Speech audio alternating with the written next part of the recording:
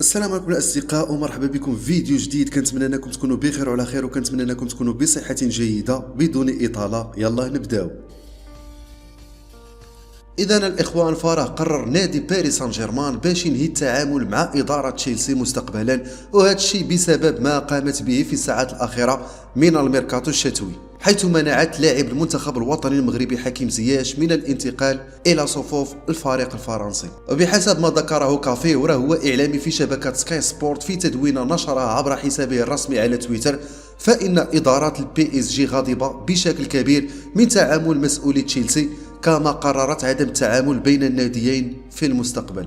وكتب الإعلامي المذكور: الليلة الماضية كانت بمثابة فوضى كبيرة، تشيلسي لن يدق باب باريس سان جيرمان مرة أخرى، ليس هكذا تدار الأعمال، وليس بهذه الطريقة يتم التعامل مع اللاعب. وباش نكونوا صريحين، فرا إدارة تشيلسي تسببت في فشل صفقة انتقال زياش إلى باريس سان جيرمان بعد إرسالها الوثائق المطلوبة في وقت متأخر من مساء يوم أمس الثلاثاء. المهم الاصدقاء، كنتمنى انكم تشتركوا في القناه وتفعلوا زر ديال الجرس باش توصلوا بكل جديد. تلاقوا في فيديو محسن، الى اللقاء.